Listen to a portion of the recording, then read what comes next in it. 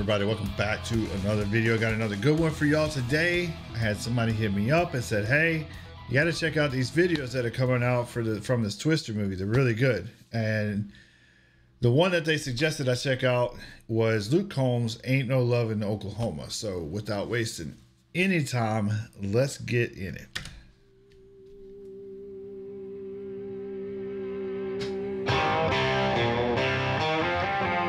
Okay.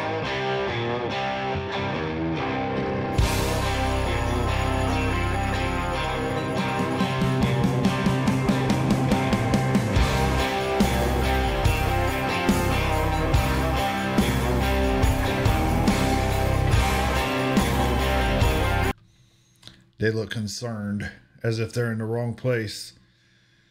Uh-oh. I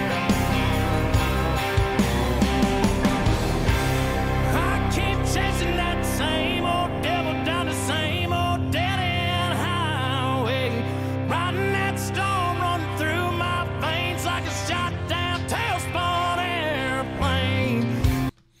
That man's voice is ridiculous, I'm telling you. My veins like a shot-down tailspun airplane. Scared of nothing and I'm scared to death. I can't breathe and I catch my breath, but I keep chasing that same old devil down the same old dead-end highway. Ain't no love in Oklahoma, just a whistle of a long black train. You'll know when it's coming for you. Riding in. So obviously I've seen the original Twisters movie, is it Twister?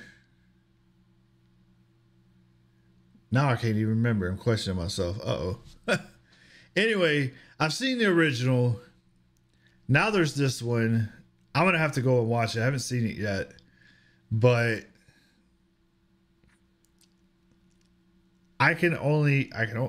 those type of people are a rare breed of type of people. Like, zero fear, willing to go and chase down something they know is going to kill them.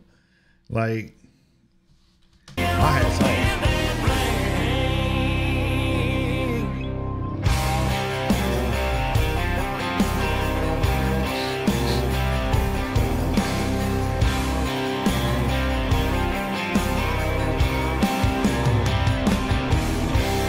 There they go. I got saved in the same red river, trying to drown me. It ain't knocking me down. I'm standing my ground with the whole world falling all around me. Now this, I used to kind of do a little bit of storm chasing, but not necessarily storm chasing to chase the storms. Like, we would kind of, what we would do is, like, we would pass information as we saw it, but the primary purpose that we were really there for wasn't really to chase the storm, but to be there after the storm passed, right? Kind of a search and rescue type of thing, where we would go and find people, bodies, and help a little bit with the initial effort to try to help everybody out in those neighborhoods and stuff where those things happen. So it was rewarding and sad at the same time, but like they say, somebody's got to do it, right? I keep running, but I'm standing still. Pray for peace, but I need the thrill. So I keep chasing that same old devil down the same old dead-end highway. Ain't no love in Oklahoma, just a whistle of a long black train. You'll know when it's coming for you. That was close. I feel like the biggest reason anybody would do the storm chasing thing is predominantly, like, yeah, sure, there's a science part behind it and everything, but there's a certain amount of adrenaline that comes from it as well. And it's like, I ride motorcycles, and to a certain degree, there's, you know, I'm to a certain degree, what I'm chasing after is a bit of that adrenaline rush that I get from it. But we all find our ways to get that. And near-death experiences tend to be probably one of the biggest drugs there is out there. Adrenaline is a hell of a drug. I'm just saying.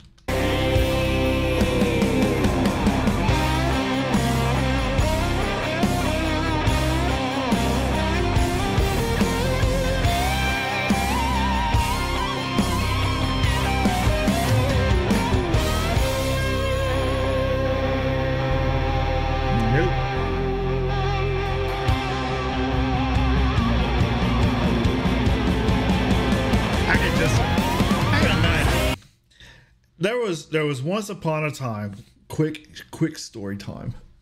I was probably like 18, 17, something around in that area.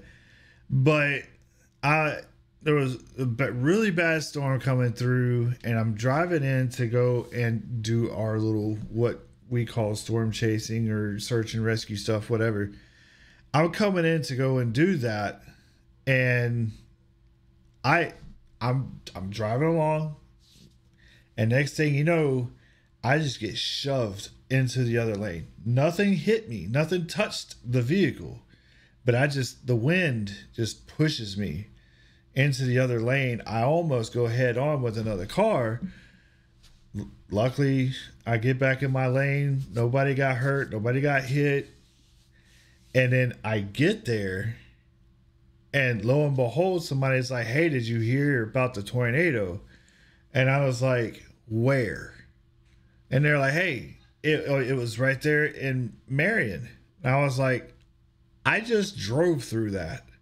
And they're like, "Huh, well, it's good that you made it." So apparently I drove through I guess at that time it would have been like the funnel cloud to the tornado. As it come down, it was starting to make, because apparently it only landed like something like a half a mile from where I was at the time. But anyway, moving along.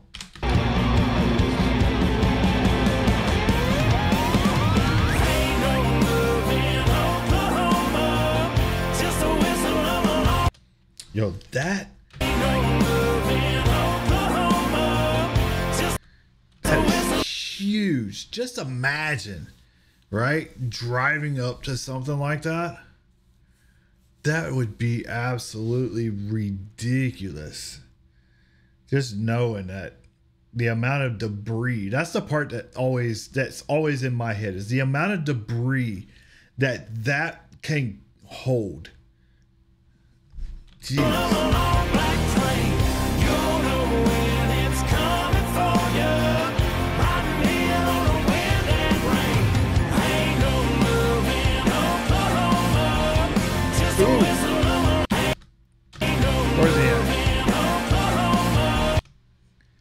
Imagine.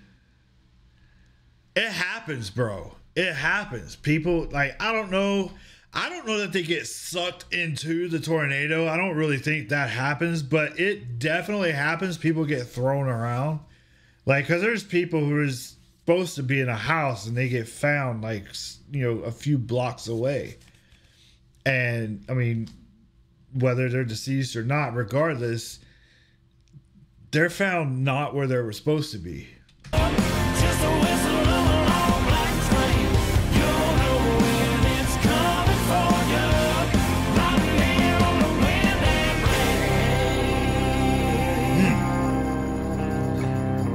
That man's voice is out of control.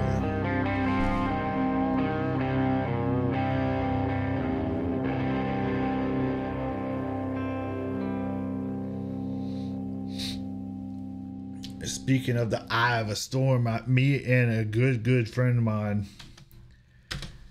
it wasn't a tornado, it was a hurricane. It was actually during Hurricane Katrina.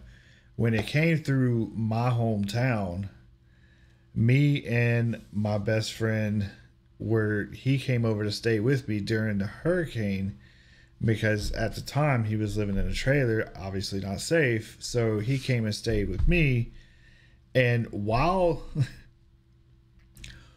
he was staying with me, the eye of the hurricane came over. It's still really windy and everything. We go outside to go check everything out. And we're watching the trees and we're watching everything. And next thing you know, we happen to look up, and a whole entire branch just comes off this tree, and it's like it's sitting up in the air floating. We're like, which way do we go? We don't like, we're watching this thing. It's just kind of like somewhat floating in the air, it looked like. Finally, we just kind of dipped back into underneath the awning, and it hit the roof of the apartments I was living in. But whew, it's scary. Anyway, I appreciate y'all. I hope y'all enjoyed the video. If y'all like it, do me a favor, hit that like button. If you haven't subscribed yet, don't forget to hit that subscribe button and that bell so you don't miss a video. We'll catch y'all in the next one. Y'all take care. Love y'all.